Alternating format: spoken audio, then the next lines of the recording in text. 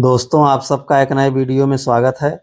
इसमें हम लेकर आए हैं हिंदी व्याकरण से संबंधित कुछ महत्वपूर्ण प्रश्न जो आपकी आगामी परीक्षा में बहुत हेल्प करेंगे। अगर आपको वीडियो पसंद आए तो प्लीज़ लाइक और शेयर जरूर करिएगा। तो चलिए शुरू करते हैं।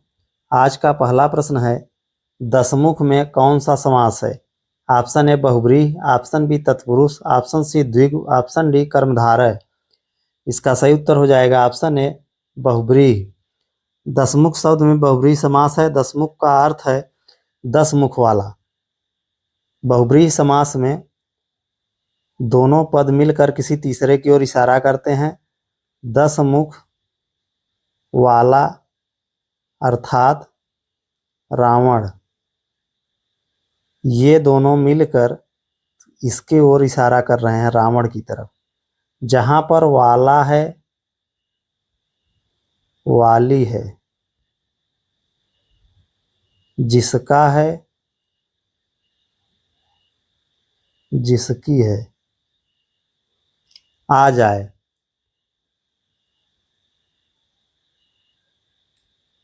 वहां पर बहुब्रीहि समास होता है।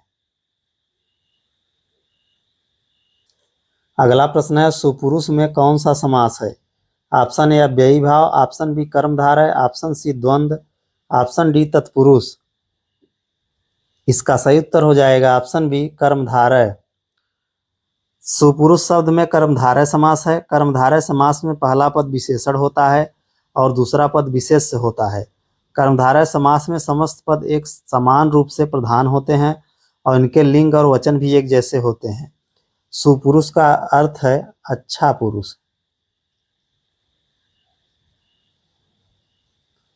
इसमें सु विशेषण है। पूरे शब्द की ये विशेषता बता रहा है कि अच्छा पुरुष है।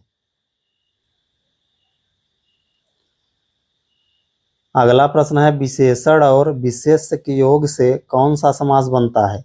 ऑप्शन ए द्वंद्व, ऑप्शन बी कर्मधारय, ऑप्शन सी तत्पुरुष, ऑप्शन डी द्विगु। इसका सही उत्तर हो जाएगा ऑप्शन बी कर्मधारय। विशेषण और विशेष के योग से कर्मधारय समास बनता है।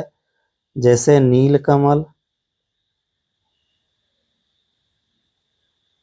इसका अर्थ हो गया नीला है जो कमल।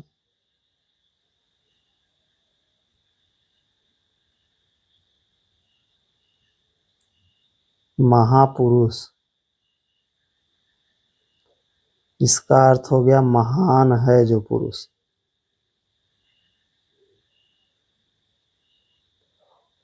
है जो अगर आ जा रहा है, इसका मतलब ये कर्मधारय समास होगा। अगला प्रश्न है, निम्न में से एक शब्द में द्विगु समास है, चयन कीजिए। ऑप्शन ए भूदान, ऑप्शन बी सप्ताह, ऑप्शन सी पुरुष सिंह, ऑप्शन डी आजीवन। इसका सही उत्तर हो जाएगा ऑप्शन बी सप्ताह। द्विगु समास में पहला पद संख्यावाचक होता है। जिस शब्द में पहला पद अगर संख्या है तो वह द्विगु समास होता है। अगला प्रश्न है, किसमें सही सामासिक पद हैं? ऑप्शन ए त्रिलोकी, ऑप्शन बी मंत्रिपरिषद, ऑप्शन सी दिवारात्र, ऑप्शन डी पुरुष धन्वी। इसका सही उत्तर हो जाएगा ऑप्शन सी दिवारात्रि।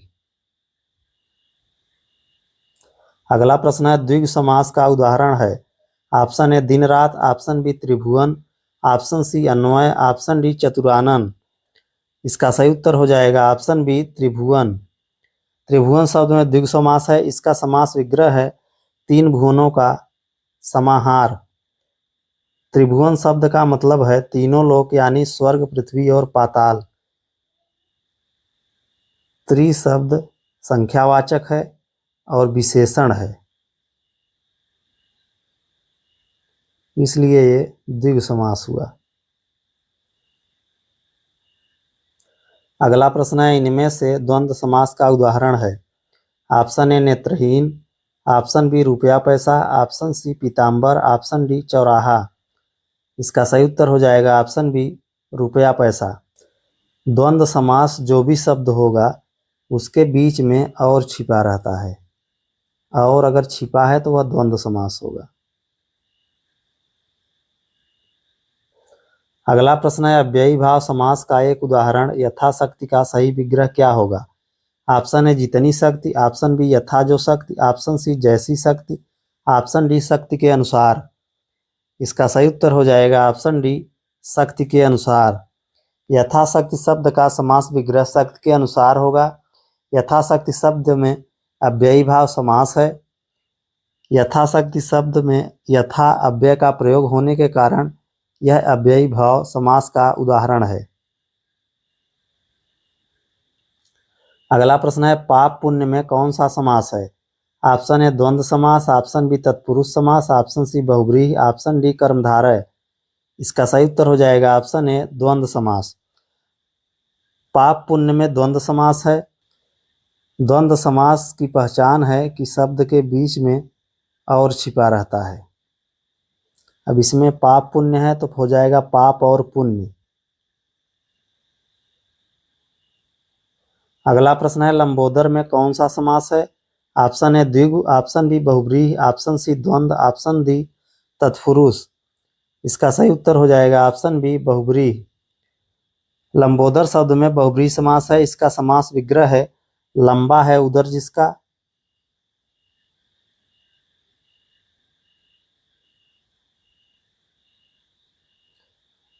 और बहुव्रीहि समास की पहचान है जिसका, जिसकी,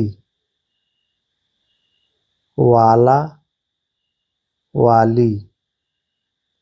ये अगर आ रहे हैं जिसका, जिसकी, वाला, वाली, इसका मतलब यह बहुव्रीहि समास हो जाएगा। अगला प्रश्न है देश प्रेम में कौन सा समास है। ऑप्शन है तत्पुरुष, ऑप्शन बी द्विगु, ऑप्शन सी बहुव्रीहि, ऑप्शन डी अव्ययी भाव। इसका सही उत्तर हो जाएगा ऑप्शन ए तत्पुरुष। देश प्रेम शब्द में तत्पुरुष समास है। तत्पुरुष समास में उत्तर पद प्रधान होता है, यानी पहला पद गौण होता है। समास करते समय बीच की विभक्ति का लोप हो जाता है। देश प्रेम का समास विग्रह है देश के लिए प्रेम।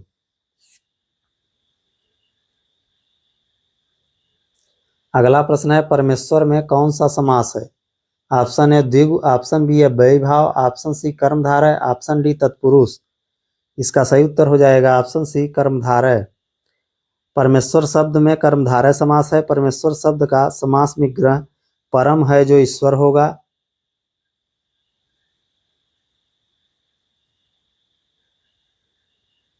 अगर शब्द में विग्रह करने पर है जो ये दोनों आ रहा है तो कर्मधारय समास हो जाएगा।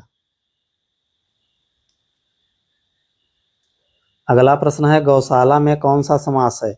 ऑप्शन है द्वंद्व, ऑप्शन बी द्विगु, ऑप्शन सी तत्पुरुष, ऑप्शन डी कर्मधारय। इसका सही उत्तर हो जाएगा ऑप्शन सी तत्पुरुष। गौशाला शब्द में तत्पुरुष समास है। गौशाला शब्द का सामासिक विग्रह गौ के लिए शाला होता है। गौ के लिए।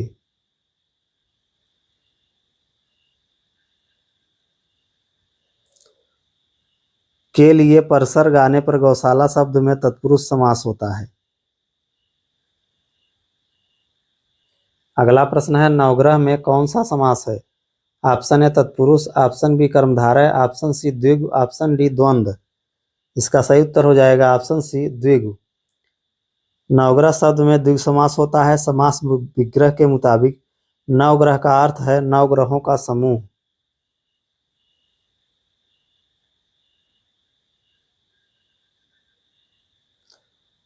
द्विगु समास का प्रथम पद संख्यावाची विशेषण होता है।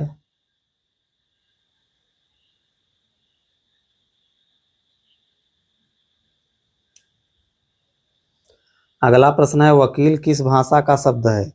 ऑप्शन ए अरबी, ऑप्शन बी पुर्तगाली, ऑप्शन सी फारसी, ऑप्शन डी तुर्की। इसका सही उत्तर हो जाएगा ऑप्शन ए अरबी। वकील शब्द अरबी भाषा का है। यह शब्द फारसी और फिर फारसी से हिंदी और उर्दू में आया। वकील शब्द का अर्थ है प्रतिनिधि या पैरवी करने वाला। वकील को हिंदी में अधिवक्ता या अभिभावक भाषक भी कहा जाता है। अगला प्रश्न है चाय किस भाषा का शब्द है। ऑप्शन ए जापानी, option B French, option C चीनी, ऑप्शन डी अंग्रेजी। इसका सही उत्तर हो जाएगा ऑप्शन सी चीनी। दरअसल ये शब्द चाइनीज भाषा से लिया गया है। चीन के राजा सेंग नुंग ने चाय पेय पदार्थ का नाम चा आ रखा था। जब चाय भारत आई तो इसका नाम भी चीन से ही आ गया। उस समय लोग चा आ को चाय बुलाने लगे, तभी से इस पेय पदार्थ का नाम चाय पड़ गया। अगला प्रश्न है, स्टेशन किस भाषा का शब्द है? ऑप्शन ए अंग्रेजी, option B Dutch, option C चीनी, ऑप्शन डी फ्रेंच। इसका सही उत्तर हो जाएगा ऑप्शन ए अंग्रेजी। स्टेशन शब्द अंग्रेजी भाषा से लिया गया है। स्टेशन को ट्रेनों के रुकने और चलने की जगह माना जाता है। अगला प्रश्न है, संकर शब्द का अर्थ है? ऑप्शन ए विदेशी, ऑप्शन बी तत्सम, ऑप्शन सी तद्भव, ऑप्शन डी दो भाषाओं के शब्दों से मिलकर बना शब्द। इसका सही उत्तर हो जाएगा ऑप्शन डी दो भाषाओं से मिलकर बना शब्द। संकर शब्द तत्सम और तद्भव दो शब्दों में से कोई नहीं है। संकर शब्द दो भाषाओं के शब्दों को मिलाकर बनाया जाता है, जैसे रेल और गाड़ी को मिलाकर रेलगाड़ी बनाया जाता है। तत्सम शब्द संस्कृत भाषा के वे शब्द होते हैं जो बिना किसी बदलाव के हिंदी में आ जाते हैं, जैसे आम्र, नेत्र, कार्य।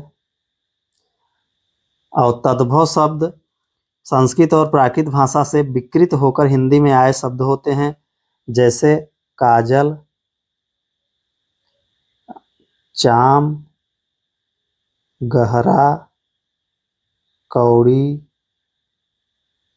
इत्यादि। अगला प्रश्न है, रेलगाड़ी कौन सा शब्द है?